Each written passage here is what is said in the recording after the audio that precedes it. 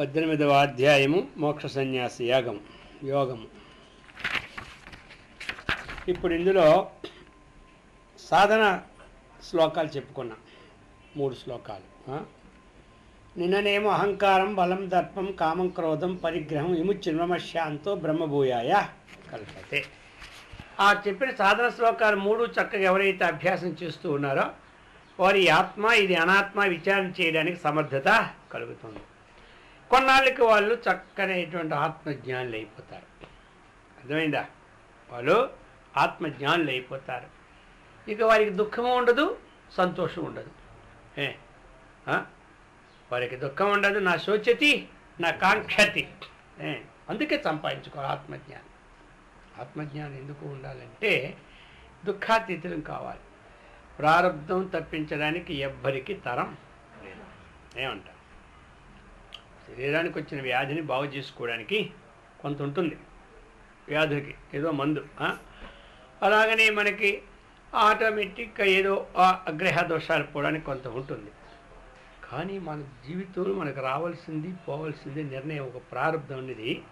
కొన్ని సంఘటనలు అది మనకు అనుభవించవలసిన కర్మవి. అది ఎవరు తప్పించలేరు. ఇప్పుడు జీవితంలో వాడికి ₹1 కోటి రావాల్సిన యోగం రోజు ఉంది. వాడికి అనుకోకుండా ఏదో బ్యాగ్ మారి ఆ బ్యాగ్కి ఈ బ్యాగ్ మారి వీడి బ్యాగ్ వచ్చేస్తుంది. ఇది ప్రారంభం. అది వాడి జీవితంలో ₹1 కోటి వస్తుంది అనుకున్నాడా, అది ఉంది యోగం అనమాట. అలాగనే ₹1 కోటి పోయే యోగం కూడా. వీడి బ్యాగ్ అక్కడ పెడతారు, పాప ఢిల్లీసరికి ఇంకోటి బ్యాగ్ కొట్టిపోతే ఈ బ్యాగ్ ఇంకో బ్యాగ్ ఉండిపోతుంది. అర్థమైందా? ఇప్పుడు ఇది ప్రారంభం, దీన్ని ఎవరు తప్పించలేడు. ఏమంటారు? ఇది రాకన్మానవ హాని వృద్ధులు మహారణ్యంబులో దాగుండేను, పోకన్మానదు శరీరమని విధంగా పోషించిన రక్షించిన అన్నారు. టైం వచ్చేసరికి అంతా మనకు వచ్చినటువంటి కష్ట సుఖాలని మన అంతఃకరణములను ధర్మాన్ని మారుస్తుంది వేదాంతం. మన అంతఃకరణం చెడు విషయాలు, చెడు సంస్కారాలు ఎందుకంటే ఉన్నాయనుకోండి, వాటిని మార్పు చేస్తుంది. ఇది ఎలాగంటే నీరు పల్లంకి పోయేటప్పుడు మన మనస్సు ఈగలు ఎప్పుడూ కూడా బురద మీద వాళ్తాయి, టీప్ మీద వాళ్తాయి. నీరు పల్లంగా పోయేటట్టు మన మనస్సు మంచి విషయాలను స్వీకరిస్తుంది, చెడు విషయాల్ని స్వీకరిస్తుంది. అర్థమైందా? కాబట్టి చెడు విషయాలను స్వీకరించినప్పుడు పాత సంస్కారం అనమాట, అది ఆ చెడుని మంచిగా భావించుకుంటుంది, ఆ చెడు పని చేసేస్తుంది. అందుచేత ఈ చెడు సంస్కారాలను మార్చుకోవడానికి వేదాంతం చక్కగా పనిచేస్తుంది. మంచి సంస్కారం అలవాటు చేసుకొని వేదాంతం పనిచేస్తుంది. మనకు వచ్చిన కష్ట సుఖాలని ఓర్చుకొని ఆనందంగా జీవితాన్ని గడపడానికి వేదాంతం పనిచేస్తుంది. ఆ తర్వాత మనకేమిటి అంటే ధర్మార్థ కామ మోక్షంలో ఆ మోక్షం అంటే ఏమిటో తెలుపుతుంది. ఇది ఏ అడవికి పోవక్కర్లేదు, కొండ మీద పోవక్కర్లేదు, ఎక్కడికో పోవాల్సిన పని లేదు. మోక్షం అన్నటువంటిది ఇంట్లో కూర్చొని హాయిగా మోక్షాన్ని పొందొచ్చు. ఈ మోక్షం కోసం 10 లక్షలు ఖర్చు వేసిన పని లేదు. అర్థమైంది కదా? ఏదో పూజ చేస్తే ₹10 ఖర్చు పెట్టాలి, కానీ ఈ మోక్షం కోసం ఏమీ లేదు. వినడం, హాయిగా ఆచరణ చేసుకోవడమే. లాభం ఎక్కువ, ఖర్చు తక్కువ ఇందులో ఈ మోక్ష విషయంలో. అర్థమైంది లేదు అందరికీ. అంతే ఇది. అయ్యా నీకు మోక్షం ఇప్పిస్తాను, ₹1 కోటి ఇస్తావంటే వాడు ఏదో వ్యాపారే కానీ ఇది ₹1 కోటి వచ్చేది మోక్షం కాదు. అర్థమైందా? ఎవడు అంతఃకరణంలో ఉన్న ధర్మాల వాసనలన్నీ చెడు వాసనలు పోగొట్టుకోవాలి, మంచి వాసన అలవాటు చేసుకోవాలి, ఆ మంచిది కూడా పోగొట్టుకోవాలి. అర్థమైందా? అంతేకాదు ఒకదాన్ని పోవడానికి, అది బాత్రూంలో ఉన్న చెత్త పోవడానికి ఫినాయిల్ డెటాల్ చదువుతుండే, ఆ వాసన పోయి ఈ వాసన, ఏదో ఒక వాసన మొత్తం మీద. 2 వాసనలు వదిలేవలసిందే. అర్థమైంది? కాళ్ళలో ముళ్ళు చేయడానికి ఇంకో ముళ్ళు కావాలి. ఆ ముళ్ళు జాబులు వేసుకుంటామా, తీసుకు అది బారేయడమే. అలాగనమాట. ఈ ప్రకారంగా వాసనాక్షయం అవుతుంది. దీనివల్ల వేదాంతం వల్ల అంతఃకరణంలో ద్వంద్వాలు, ఒక పని నెరవేరలేదు, అయ్యలేదు, మనస్సు ఏమిటంటే ఊగులాడిపోతుంటుంది. ఇలా విన్నామనుకోండి, అయ్యా చెప్పినాడు ఆయన, శీతోష్ణ సుఖ దుఃఖేషు సమస్తంగా వివర్జిత తుల్య నింద స్తుతిర్మౌని సంతుష్టో యానకేన చిత్తు. అంతసేపు విన్నాం, ఒక్క ముక్కని పట్టుకుపోతే ఎలాగా మనకు కోసం చెప్పారు కదా, ఇలాంటప్పుడే కదా ఈ ట్యాబ్లెట్ అని అది బాగుతుంటుంది. అర్థమైందా? అందుకు ఈ మోక్ష సామ్రాజ్యాన్ని అందరూ కూడా అలంకరించడానికి ఇది ఒక చక్కనైనటువంటి గ్రంథమే భగవద్గీత. కూర్చోండి. కాబట్టి ఈ విధంగా చెప్పి ఇప్పుడు చెప్తున్నాడు, బ్రహ్మభూత 3 శ్లోకాల ద్వారాగా మనం ఇప్పుడు ఏమైనాము 3 రోజులకి ఆత్మజ్ఞానం అయిపోయినాం. ఏమైనాము ఆత్మజ్ఞానం అయిపోయినావా లేదా? ఇక్కడ ఇప్పుడు ఎక్కడే ఇప్పుడు ఎక్కడ ఉండే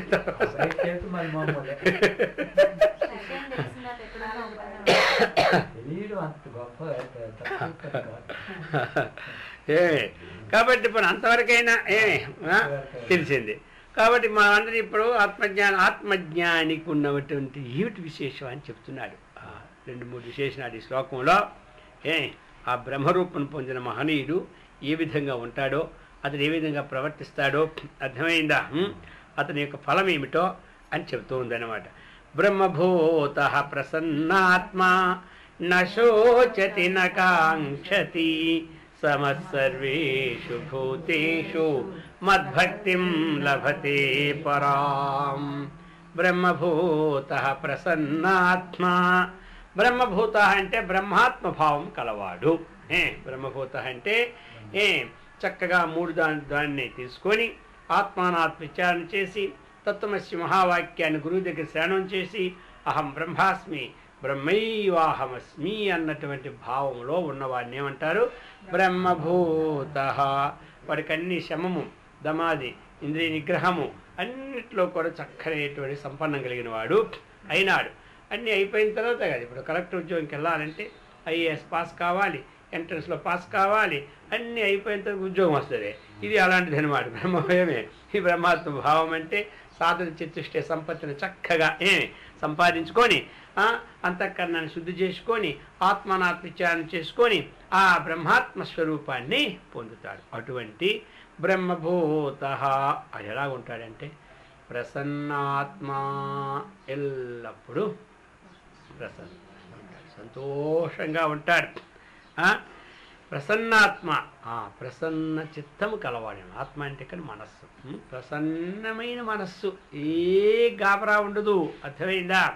ఇటువంటి వాడికి అది చేసి ప్రసన్నాత్మ అన్నాడు. మళ్ళీ ఎక్కడ ప్రసన్నం? నా శోచతి నా కాంక్షతి. శోచి విషయంలోనూ ప్రసన్నంగా ఉంటాడు, ఆ విషయంలోనూ కూడా నా కాంక్షతి కోరడు. సో నా శోచతి అంటే దుఃఖించడు. ఎప్పుడు దుఃఖిస్తాం మనము? ఏదైనా నష్టం కలిగేటప్పుడు దుఃఖిస్తాం. మనం అనుకుని అనవనప్పుడు దుఃఖిస్తాం. మనం చేసేదానికి అడ్డు పెడుతూ ఉంటుంటే అందరూ దుఃఖిస్తాం. అంతే దుఃఖం మరి ఎప్పుడు చెప్పండి. మనం ఒకటి చేస్తామంటాం, అది వద్దంటాడు ఒకడు. అర్థమైందా? ఇప్పుడు మనకు దుఃఖం ఏమంటాం. మనం ఒకటి అనుకున్నాం, అది కాలేదు, ఇప్పుడు దుఃఖం. అర్థమైంది? దుఃఖం ఎప్పుడు వస్తుంది మరి మనకి ఇప్పుడు? అంతే కదా. ఇలాంటి సమయాల్లో ఈ బ్రహ్మాత్మ భావం ఉన్నాడా? ఏమి దుఃఖపడ్డు, అప్పుడు కూడా ప్రసన్నంగా ఉంటుంటాడు. ఇంకా మనమే ఊరుకునే వాళ్ళని. ఇంత నష్టమైపోయి అందరూ ఏడుస్తుంటే వీడు ఎంత ఆనందంగా ఉన్నాడు ఇంట్లో. వాళ్ళ కోసం ఏడవకూడదురా, మళ్ళీ వాడు నేర్పించాలి మనం. వాడు ప్రసన్నంగా ఉన్నాడు. ఏమిటి చూస్తూ ఉన్నాడు, ఈ కెరటాలు, ఈ కెరటం పొందితే ఏ కెరటం వస్తుందా అని అలా సముద్రంలో జొల్లి చూసేవాడు, భయపడ్డు. హాయిగా చూస్తుంటే ఒక కెరటం వస్తుంటుంది, ఇంకొక కెరటం పోతుంటుంది. ఆనందాన్ని వాడు పట్టుకోలేక అనుకుంటాడు, ఏ కెరటం మధ్యలో ఉండదు, అన్నీ కొట్టుపోతున్నాయి ఒడ్డుకి, ఎందుకు మనం భయపడాలి? ఆ కెరటం చూసి భయపడదు, అది ఉందే పోడా, అది వస్తుంది సముద్రం ఒడ్డు కొట్టుకుపోతుందని ఆ ఆనందంతో చూద్దాం చూద్దాం అని చూస్తుంటాడు. అలాగనే ఈయన కూడా వచ్చింది దుఃఖం, ఇది పోతే ఏమొస్తుందో చూద్దాం చూద్దాం అని అంటుంటుంటాడనమాట. ఆహ్వానం చేస్తుంటాడు, రా రా దుఃఖమా, రా సుఖమా, ఏమీ లేదానిక అలా ఉంటుంటాడు. అందుకని బ్రహ్మభూత ప్రసన్నాత్మ నా శోచతి నా కాంక్షతి, కోరడం. అర్థమైంది కదా? ఆయనకి ఏం అవసరం లేదు. ఆ బ్రహ్మాత్మభావం కలవాడికి ఎదురిచ్చా లాభ సంతుష్ట ద్వంద్వాతీతో విమత్సర సమసిద్ధావసిద్ధౌ చ కృత్వాపి నా నిబధ్యతే. ఆయన ఎప్పుడూ కూడా చక్కగా ఏమీ లేదు, ఆయన ప్రత్యేకంగా కోరిక పెట్టుకోదు. ఏమంటా అది చెప్తున్నాడు. ఇంకా ఏమిటంటే వీళ్ళు స్పెషాలిటీ, సమస్సర్వేషు భూతేషు మద్భక్తిం లభతే పరాం. ఇదేనమాట. జ్ఞానం ఎప్పుడైతే కలిగిపోయిందో సమస్త జీవులు ఎందు కూడా ఇతనికి ప్రీతి ఎక్కువ అవుతుంది. సమస్త జీవులు ఎందు ప్రీతి ఎక్కువ. దేవతా బృందం ఉంది కానీ, పశుపక్షాది తిరిగే జంతు బృందమునందు కానీ మానవులో ఉన్నటువంటి బృందమునందు కానీ అందరి ఏంది ఇప్పుడు ఏమైపోయిందంటే ప్రీతి పెరిగిపోతుంది అనమాట. ఇప్పుడు రాముడు అంతకుముందు ఒక రాముడి ఎందే ప్రీతి ఉండేది, కృష్ణుడి ఎందు ఉండేది కాదు. కృష్ణుడు రాముడి ఎందే ఉండేది. అలాగనే దేవి ఏంటి దేవి ప్రీతే. అలాగే ఒక్కదానితో ప్రీతి ఉండేది. అప్పుడు మనకి జ్ఞానం కలగ ముందు ఒక వస్తువుతోని, ఒక వ్యక్తితోనూ, ఒక దేవుడితోనూ మనకి ప్రీతి. ఇప్పుడు జ్ఞానం ఎప్పుడైతే కలిగిపోయిందో అర్థమైందా? సమస్సర్వేషు భూతేషు అన్నాడు. సమస్త జీవులు యందు ఏం చెప్పాడు? మద్భక్తిం లభతే పరాం. పరాం భక్తిం ఏమి ఆ పరాకాష్ఠ అయినటువంటి ఉత్కృష్టమైనటువంటి ఏ భక్తి అయితే ఉన్నదో ప్రీతి దాన్ని పొందుతున్నాడు. అంటే ఇది భక్తి యొక్క పరాకాష్ఠను పొందుతున్నాడు. అదేనమాట. అర్థమైందా? ఆ భక్తి యొక్క పరాకాష్ఠను పొందిపోతున్నాడు. అంటే ఏమిటి?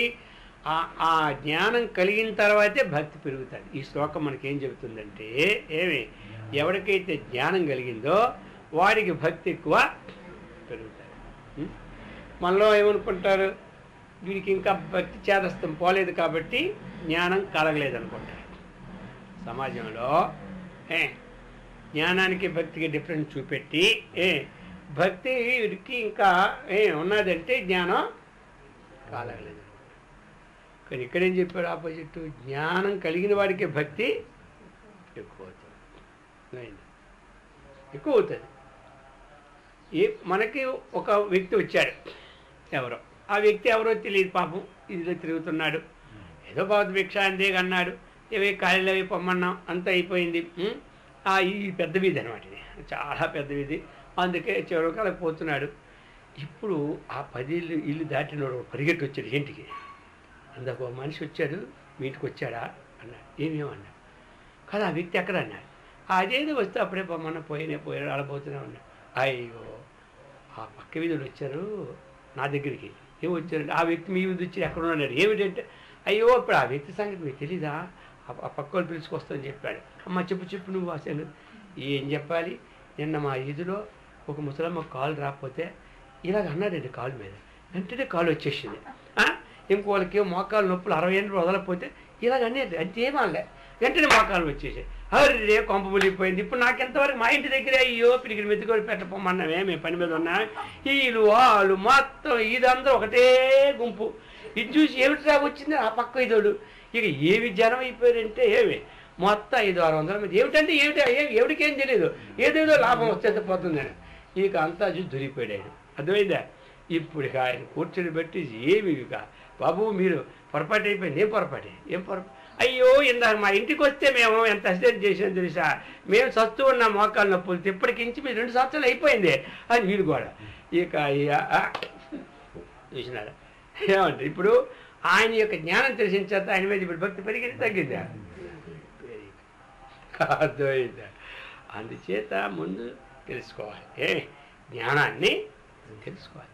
తెలిసినప్పుడే మనకు పెరుగుతాయి. పరమాత్మ ఎందుకు ప్రీతి, పరమాత్మ యొక్క స్వరూపం జ్ఞానం తెలుసుకోవాలి. ఇంతకుముందు కూడా ఒక ఉదాహరణ చెప్పాను. ఒక మంచి షేట్ గారు ఒక ఆయనకి భోజనం పిలిచారు. స్వామీజీ అప్పుడు పిలుస్తుంటాడు. ఆ స్వామివారు భోజనం చేశాడు. భోజనం అయిపోయిన తర్వాత చెయ్యి ఎక్కడ కడుక్కొని అడిగాడు. ఎవరు? స్వామివారు. అడిగితే ఎందుకంటే పెద్ద ఇల్లు కదా, ఎక్కడెక్కడ కడిగారు అనుకో, ఈ పనిమాల స్వామి పిలిచి ఎక్కడ పెడితే అక్కడే చేయగరేస్తున్నాడు అనుకుంటారు కదా. అందుకని ఎక్కడంటే వెంటనే ఇగో ఆ దొడ్లో ఆ పిచ్చి చెట్లు అన్నీ ఉన్నాయి, చివరికి రా చూపెడతా చెప్పి ఈ స్వామి స్వయంగా సేవ చేస్తారు సీటు. అంతే, తను పని వెళ్తే సేవ చేయించుకున్నా సీటు గారు మాత్రం స్వయంగా స్వాములు సేవ చేస్తారు. అందుకే నీళ్ళు పట్టుకెళ్ళాడు. నీళ్ళు పట్టుకెళ్ళి చేతులు పోస్తుంటే ఆ చెయ్యి కరగడం పాడలేదు, అలా చూస్తున్నాడు. ఆ చెట్టు వైపే చూస్తాడు. 10 నిమిషాలు చూశాడు. ఇదేదో స్వాములు అలా చూస్తారేమో అనుకుంటాడు ఆయన కనుక్కునేటప్పుడు. సెట్ గారా ఏంటి స్వామి టైం అయిపోయింది కదా, మళ్ళీ ఎంతసేపు అయింది కరగలేదంటే, ఏ లేదయ్యా ఈ చెట్టు ఎన్నాళ్ళు పెట్టుంది తెలుసా మీకు? తెలుసు, నాకే ఇక్కడ పిచ్చి మొక్క సంవత్సరం అయింది పెరిగి అన్నాడు. ఈ మొక్క పెరిగిన తర్వాత ఈ ఇంటికి లక్ష్మీ వృద్ధి అన్నాడు. నిజమేనండి, నాకు 6 మాసాల కిందట నేను ఎప్పుడూ అనుకున్నాను అది పోతుంది అనుకున్నది, ఒక 3 కోట్లు వచ్చేసింది. దాంతోపాటుకి ఇంకొక వ్యాపారం అప్పుడు 5 కోట్లు వచ్చేసింది. 6 మాసాలు వచ్చింది 8 కోట్లట. అది ఇది లక్ష్మీప్రదమైన చెట్టుని మొదలు చెప్పిన అలాగనా కొంప వెలిగిపోయాడు. మీరు మాత్రం అక్కడ కడగొద్దు, పండి దూరం పోయినా అన్నాడు ఎవరు. అర్థమైందా? ఇంతవరకు కూడా ఆ పిచ్చి చెట్టు కూడా అన్నాడు. తర్వాత దీని ఆకు ఏమంటారు, మీకు ఏమైనా తలకి మేధ సరిలేదనుకో, ఆకు అలా మోపితే చాలు ఎక్కలేని ఆలోచన వచ్చేస్తుంది, బ్రహ్మాండం అన్నాడు. అబ్బో కొంప ఒలిగి ఇంతవరకు మాకు ఈ సంగతి తెలియక ఎంత తేడా అయిపోయింది స్వామీజీ, మీరు తొందరగా దూరంకి వెళ్ళి కడుక్కొని, ఇక్కడ చుక్క కూడా పడకూడదు మీ నీరు చుక్క అన్నారు. నీ దుంపాదేగా. సరే అక్కడికి వెళ్ళి వచ్చినట్టనే ఇద్దరు పనులు పిలిపించి దానికి ఒరే ఈ వేరు తెక్కకూడదు, ఈ చుట్టూ పిచ్చి మొక్కలను తీసేయాలి, ఇమీడియట్లీ గంటన్నరలో దీన్ని బృందావనంగా చేసేయాలి, ఎందుకంటే ఇది వచ్చిన తర్వాత ఇది 10 కోట్లు వచ్చింది ఇప్పుడు. చూసేది ఇప్పుడు దాని మీద ఎంత భక్తి పెరిగిపోయింది. తెల్లవాళ్ళు వేసినట్టు ఇలా మొక్కుతాడు, అమ్మా అని మొక్కడం, బయటికి పోవడం, రావడం, మొక్కడం, ఇక ఇదే పని అయిపోయింది ఎవరికి. చూసారా? ఆ చెట్టు యొక్క విజ్ఞానం తెలిసిన తర్వాత ఆ చెట్టు ఎంత భక్తి పెరిగిపోయింది. ఈ వ్యక్తి యొక్క విజ్ఞానం లేదు, విజ్ఞానం భక్తి. అందుకే చెప్పాడు ఇప్పుడు ఏది సమస్సర్వేషు భూతేషు, అందరి ఎందు కూడా ఏదైతే తత్వమసి మహావాక్యం ద్వారాగా ఆ లక్ష్యమైనటువంటి చైతన్యమో, ఈ చైతన్యం సమస్తం వ్యాపించి ఉన్నది కాబట్టి, నాలో ఏ చైతన్యం ఉందో అందరిలోనే అదే ఉన్నది కాబట్టి, నన్ను నేను ప్రేమించుకుంటే లోకాన్ని ప్రేమించినట్టు, లోకాన్ని నేను ప్రేమిస్తే నన్ను ప్రేమించినట్టు, లోకాన్ని నేను ద్వేషిస్తే నేను ద్వేషించుకున్నట్టు. కాబట్టి అది ఇందుకే ప్రేమ పరమాత్మ అనేటువంటి తత్వంలో వెళ్ళాడు. అందుకు చెప్పాడు, ఎవరైతే జ్ఞానమో వాడందరి యందు సమానమైన దృష్టితో అంటే ఆత్మభావంతో ఉంటాడు. ఇది చెప్పాడు. ఈ 5 శ్లోకాలు చాలా విశేషమైన మాట. అది చెప్పి ఇప్పుడు చెప్తున్నారు, భక్త్యా మామభిజానాతి యావాన్యశ్చాస్మి తత్వతః తతో మాం తత్వతో జ్ఞాత్వా విశతే తదనంతరం భక్త్యా మాం అభిజయనాతి. భక్తి చేత మనుజుడు నేనెంతటి వాడినో ఎట్టివాడినో అని యథార్థంగా తెలుసుకుంటున్నాడు. ఈ ప్రకారముగా నన్ను గూర్చి వాస్తవముగా నిరింగి అనంతరం నా యందు ప్రవేశిస్తున్నాడు. అంటే నా కోసం మొట్టమొదటి వాస్తవంగా శాస్త్రము ద్వారా గురువు ద్వారాగా తెలుసుకుంటున్నాడు. తరువాత ఆ స్థితిలో అతడు ఉంటున్నాడు. ప్రవేశించడం అంటే అదే అన్నమాట. ఎందుకు అంటే ఆత్మ కంటే మించినటువంటి వస్తువు లోకములో ఇంకొకటి లేదు. ఆత్మ కంటే ఇంకోటి నేనే చెప్పుకున్నాను కదా, ఎవరిని ప్రేమించిన ఎవరి కోసం అంటే ఆత్మార్థ, తన కోసమే ప్రేమ, ఇతరుల కోసం ప్రేమ ఏమీ కాదు. ఎందుకంటే తన ముందు ఇప్పుడు ఎంతవరకు ఒక ఇంట్లో ఉన్నారు 4 వ్యక్తులు ఉన్నారు. యజమాని ఎంతవరకు అంటే తనకు అపాయం రానంతవరకు అందరినీ ఆ ఇల్లు ఏమైతే టక్మని ఏదో వచ్చి కాలిపోతుంది, దగ్ధం అయిపోతుంది. ఇప్పుడు ఇంకొకరిని పరిగెత్తాలంటే ఇంకొకరిని తీసుకు బరువు. అర్థమైందా? ఇక వాళ్ళని యజమాని అంతకుముందు అందరిని చూసుకుంటాడు. ఇప్పుడు ఏం చేసేటట్టు ముందు మనకు దాడిపోతే పోయింది, ఆ రోజు దాడిపోయినాడు. చూసినావా? ఎవరి కోసం తన ఆత్మకి తన రక్షణ కోసం. అర్థమైందా? అది అన్నమాట. అందుకని ఆ సమయం వచ్చేటప్పుడు ఏమవుతుంది, ముందు తను రక్షించుకోవాలనే ఉంటుంది కానీ ఎదుటి వాళ్ళు రక్షించాలని ఉండదు. గుంపులో గోయిందలాగా ముందు తానికి ఏం చేస్తాడు పోయి, తర్వాత ఏమైంది అయ్యో నాకే భయం వచ్చింది అంటాడు. అప్పుడు అర్థమైంది, ఇంకేమంటాడు, అయిపోయింది చేతులు కాడిపోయిన గిల్లు. ఆ విధంగా చెప్తున్నాడు. అందుకు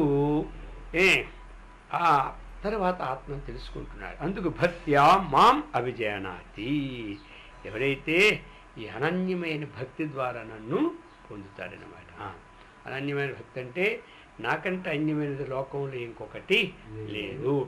నాలో ఏదైతే చైతన్యం ఉన్నదో ఈ పిపీలిక అది బ్రహ్మపరంతి వ్యాపకమైన దాంట్లో ఉన్న చైతన్యము అదే అన్నది అనన్యమైన భక్తి.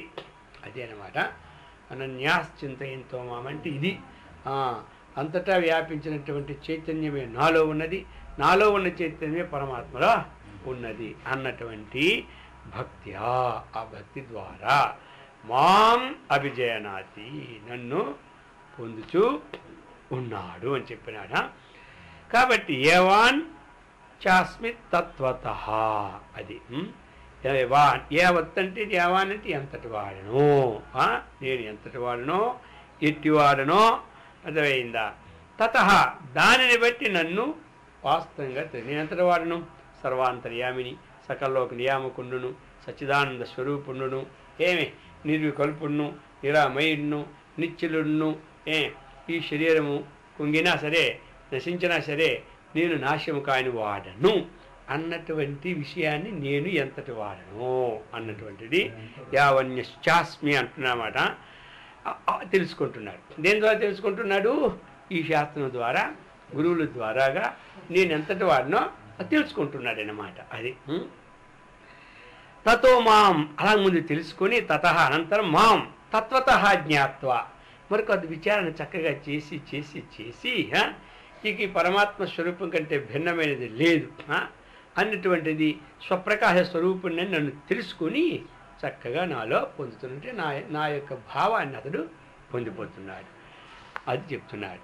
సర్వకర్మాణ్యపి సదా కుర్వాణో మద్వ్యపాశ్రయః మత్ప్రసాదాదవాప్నోతి శాశ్వతం పదమవ్యయం. సర్వకర్మాణ్యపి సదా కుర్వాణో మద్వ్యపాశ్రయః మత్ప్రసాదాదవాప్నోతి శాశ్వతం పదమవ్యయం. ఎప్పుడైతే ఈ సమస్త కర్మములు నేను సర్వకర్మాని అంటే ఈ సమస్త కర్మములు సదా అంటే ఎల్లప్పుడూ అనమాట. జాగ్రత్త స్వప్న సుషుప్తి అంతా సదా అని ఎల్లప్పుడూ వాక్యం చేయుచున్నవాడేనను కేవలం ఏంటి నన్నే ఆశ్రయించి స్థిరం పొందుతున్నాడు. ఈ సమస్త కర్మలను కూడా ఎప్పుడు చేయుచున్నవాడే నన్నే ఆశ్రయించి నా అనుగ్రహం వలన ఈ నాశరహితమైనటువంటి శాశ్వతమైనటువంటి కైవల్యదాయకమైనటువంటి ఆ మోక్షస్థానాన్ని పొందుతున్నాడు. ఎట్లాగా మత్ప్రసాదాత్ నా యొక్క అనుగ్రహం వలనే అవ్యయం అంటే నాశరహితమైనటువంటిది, శాశ్వతం అంటే ఎల్లప్పుడూ ఉన్నటువంటిది, పదం అంటే స్థానాన్ని పొందుచో ఉన్నాడు. అంటే ఇక్కడ వాళ్ళు ఏం చెప్పాడు? సర్వకర్మాని సదా కుర్వాణః. మనకి ఇప్పుడు జ్ఞానం తెలిసిందనుకోండి, ఏ పని చేయకూడదనేమి లేదు. అర్థమైందా? జ్ఞానం తెలిసినా మనకేం కావాలి? పని అన్నటువంటిది మనం చేయాలనుకుంటే దొరకదు. పూర్వజన ప్రారంభంలో ఉంటేనే ఆ పని దొరకదు. ఎంతమందో వెంకటేశ్వర స్వామి సేవకి వెళ్ళాలనుకుని ఉంటుంటాను దొరుకుతుందా? అదే దానికి ఎంత కాగితాలు పెట్టి ఎన్ని కమిటీలు వేసి బాబా గారి సేవ కానీ వెంకటేశ్వర స్వామికి సేవ కానీ ఎన్ని ముందు నుంచి పడి చెత్తేనే అప్పుడు దొరుకుతుంది అనమాట. ఏమిటది? ఆ ప్రారంభంలో ఆ చేసే యోగం ఉండాలి, అది అందరికీ దొరకదు అది. అందుకని చెప్తున్నాడు. ఈ ప్రకారముగా ఈ సమస్తమైనటువంటి కర్మలను ఎల్లప్పుడూ చేయొచ్చు. అలాగనే మనకి ఇప్పుడు కర్మలు నేను జ్ఞానం అయిపోయాను, నేనేం పని చేయకూడదు అంటారు. పని చేయకూడదనే మాట మన చేతిలో లేదు. అది పూర్వజన్మ ప్రారంభంలో మనకి చేసే యోగం లేకపోతే ఎక్కడ పని మనకు ఉండదు. అది ఉందా? లండన్ పోయినా, అమెరికా పోయినా, ఇంగ్లాండ్ పోయినా, ఎక్కడికి వెళ్ళినా ఇది అంటారు కదా, రామేశ్వరం వెళ్ళినా శనేశ్వరం పోనట్టుగా మాత్రం మీద వాడి పని మాత్రం ఉంటూనే ఉంటుంది. ఈ పని దేని మీద ఆధారపడి ఉంది? ప్రారంధం మీద ఆధారపడి ఉంది. తెలిసిందా? అందుకని పనికి జ్ఞానానికి సంబంధం. కొంతమంది మా పనులన్నీ అయిపోయినా 60 ఏళ్ళు దాటిపోతే 70 ఏళ్ళు అయిపోతే అప్పుడు ఏ పని ఉండదు కాబట్టి అప్పుడు ఇలాంటి భగవద్గీత పట్టుకుంటాం. దానికి దీనికి సంబంధం ఏంటి? శతవర్షముల దాకా మితము చెప్పిరి కానీ నమ్మరాదా మాట నెమ్మనమున. ఎవరనో అడవినో యుదక మధ్యముననో ఎప్పుడో విడుచుట ఏ క్షణంబో మరణమే నిశ్చయము, దేహమున్నంతలో మేము తెలియవని అన్నాడు. ఏది నిశ్చయమైనా కాకపోయినా అది ఇది నిత్యం. మన చావు అనేది ప్రతి వారికి నిశ్చయమైన మాట. మన జన్మలో ఒక మేడ కడతామా, కట్టలేము నిశ్చయంలే. ఒక భూమి కొంటామా, కొందామా నిశ్చయంలే. ఒక ఆశ్రమం కడతామా, కట్టలేము నిశ్చయంలే. మనం రోజు జీడిపప్పు కిస్మిస్ తింటామా, తినమా, ఇది నిశ్చయంలే. కానీ ఏది నిశ్చయము? పుట్టిన తర్వాత చావు అనేది ఒక దినానికి నిశ్చయమైన మాట. అది అందుచేత జాతస్య హి ధ్రువో మృత్యు ధ్రువం జన్మ మృతస్య చ తస్మాద్ అపరిహార్యేద్ధే నత్వం సూచితం అర్హసి. అందుకు చెప్పారు ఈ ప్రకారముగా. అంటే ఇక్కడ ఏమిటంటే మీరు ఏ పనులు చేసుకున్నా ఈ జ్ఞాన సంపాదనకు అడ్డేమి చెప్పాడు కదా.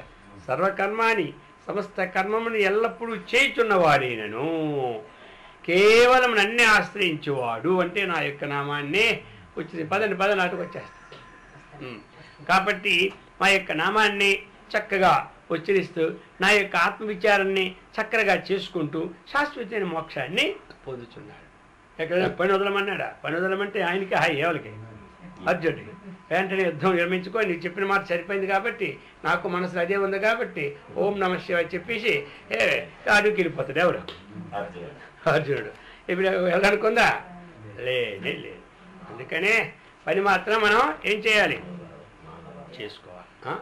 అందుచేత అందరూ కూడా చక్కగా ఇటువంటి పనిని చక్కగా చేసుకొని ఆత్మజ్ఞానాన్ని పొంది అమృత స్వరూపులైనట్లు ఆ భగవంతుడు అందరిని అనుగ్రహించుగాక. ఓం సహనాభవతు సహనౌ భునక్తు సహ వీర్యం కరవావహై తేజస్వినావధీతమస్తు మా విద్విషావహై. ఓం శాంతి శాంతి శాంతి. హరి ఓం.